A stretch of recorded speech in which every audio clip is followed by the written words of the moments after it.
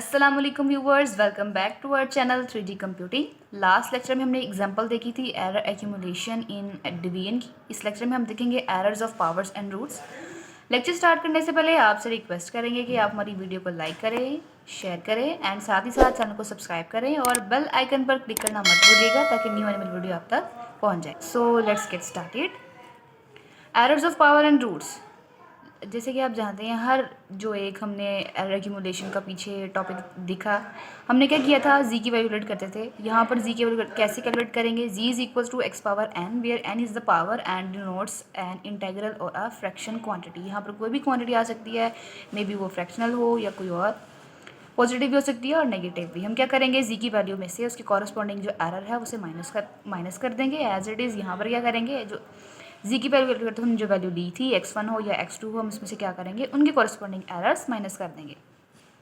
यहाँ हमने माइनस किया x1 में से e1 और उसकी पावर n ले ली, चूँकि x की पावर थी n हमारे पास। अब हम क्या कर रहे हैं, नेक्स्ट में हम x को कॉमन निकाल रहे हैं, x को x1 हो या यहाँ पर कोई भी दूसरी टर्म नहीं है तो हम इस x1 को हम x भी लिख सकते हैं। तो यहाँ x1 कैसे कॉमन आ रहा है बाहर, जब ये एन अंदर मल्टीप्लाई हो जाएगा या हम कह सकते हैं कि जब इसको ओपन करेंगे ब्रैकेट को तो ये जो पावर है ये दोनों के साथ मल्टीप्लाई होगी, इसलिए जब हम कॉमन निकालेंगे तो x पावर n बाहर आएगा।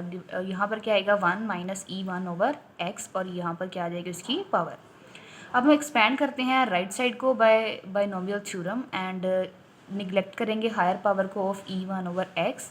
फिर हमें क्या मिलेगा, z minus E G is equals to x power n। अब ये वाली वैल्यू हमें किस तरह से मिली है मैं आपको दिखाती चलूँ।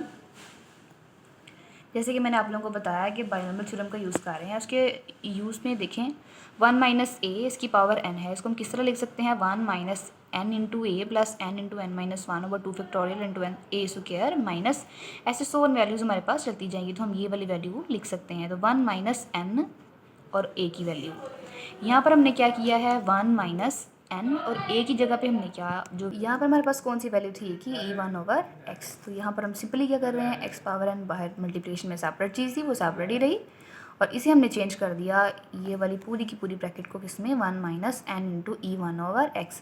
चूँकि नीचे x की पावर 1 थी, अब नेक्स्ट स्टेप में क्या करेंगे हम, इस x1 को हम ऊपर ले आएंगे तो इसकी पावर क्या हो जाएगी, नेगेटिव। तो ये हमारे पास बन जाएगा,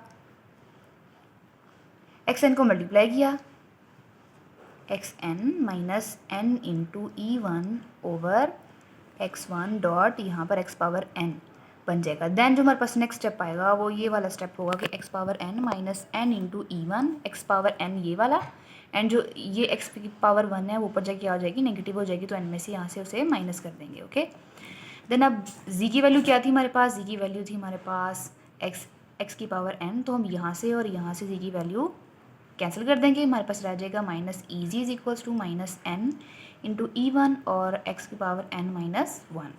आई होप आपको यहाँ तक अच्छे से समझ आ गया होगा। आप वीडियो को रिपीट भी देख सकते हैं। हमारे पास जो वैल्यू आई है वही है minus E G is equals to minus N E और x की पावर n माइनस 1। नेक्स्ट है ईजी। अब हमने क्या किया, जो यहाँ माइनस की वैल्यू थी इसे भी और इसे भी हमने माइनस से मल्टीप्लाई कर दिया, तो हमारे पास क्या वैल्यू आ गई, E G is equals to N into E और इंटू एक्स की पावर n माइनस 1। अब हम क्या करेंगे, डिवाइड करेंगे z के साथ।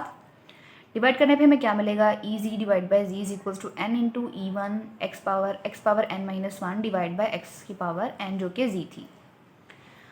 ओके, अब ये x पावर n थी और ये x पावर n माइनस 1 थी। हमने x पावर n और x पावर माइनस 1 को सेपरेटली लिखा एंड x पावर n को कैंसिल किया। अब हमारे पास क्या वैल्यू आई, n इंटू ई वन और x पावर माइनस 1। अब e g divide by g is equals to N into e one divide by x1, तो इसका रिलेटिव एरर क्या बनेगा, हमारे पास बनेगा n और डॉट यानी मल्टीप्लिकेशन और आगे है e1 डिवाइड बाई x या फिर e1 ओवर x1। इस तरह जो डिफरेंट टर्म्स होंगी वो ऐसे ही आती जाएंगी। अब हम इसकी एग्जांपल सॉल्व करते हैं ताकि हमें ज़्यादा क्लैरिटी हो जाए।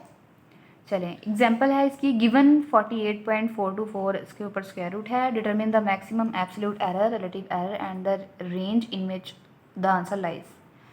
चलें सॉल्व करते हैं। Let x is equals to, a की वैल्यू तो हम x लेंगे, अगर दो वैल्यूज़ हो फिर x1 x2 and x3 and so on. x ले रहे हैं 48.424 एंड यहाँ पर n की पावर क्या है, n की पावर है 1/2।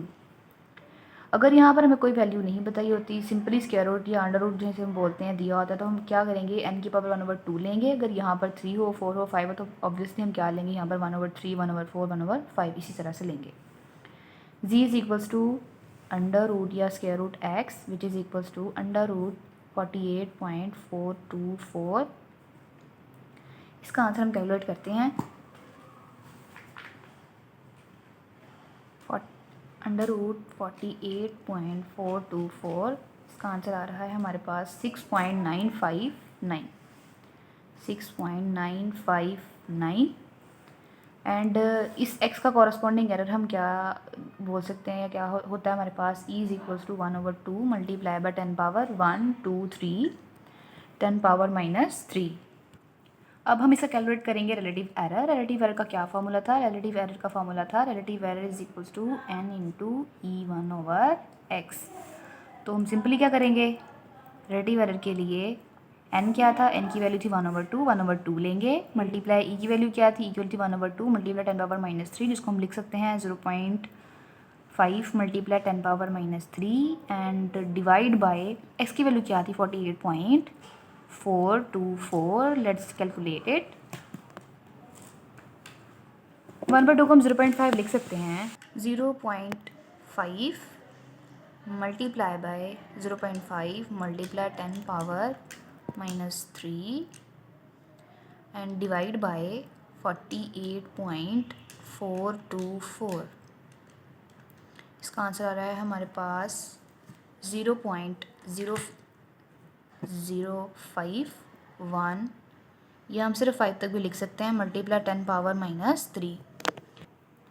इसका ये आंसर हमारे पास कैलकुलेट होकर आया है 0.005 मल्टीप्लाई 10 पावर -3। अगर हम 10 पावर -6 लिखना चाहें तो हम 5 पॉइंट लिखने के बाद कॉरस्पॉन्डिंग जितने भी इसके सोन आगे वर्ड्स लेटर्स आ रहे हैं वो हम लिख सकते हैं डिजिट्स को।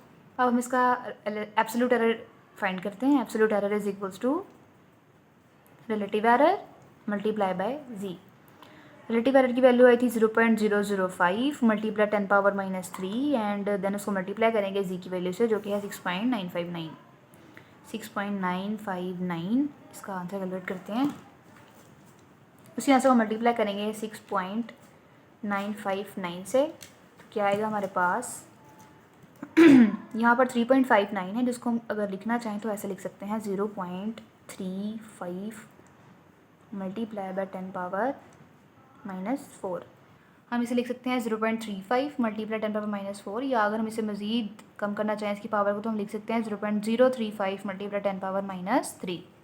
अब हम क्या करेंगे, हम लास्ट चीज़ हमारे पास जो रहती है वो है रेंज। इसकी रेंज फाइंड करेंगे। रेंज फाइंड करने के लिए हम क्या करेंगे, z की वैल्यू को प्लस करेंगे एक बार माइनस करेंगे एब्सोल्यूट एरर में से, तो जो हमें वैल्यूज़ मिलेंगी वो हमारे पास क्या होगी, इसकी रेंज होगी। रेंज कैलकुलेट करने के बाद कमेंट सेक्शन में इसकी वैल्यू ज़रूर बताइएगा। हमारा लेक्चर यहाँ पर ख़त्म होता है। अगर आपका इस लेक्चर के अबाउट कोई भी क्वेश्चन हो तो आप हमसे कमेंट सेक्शन में पूछ सकते हैं, हम आपको एक्टिवली रिस्पॉन्स करेंगे। तब तक के लिए अल्लाह हाफिज़। Thanks for watching.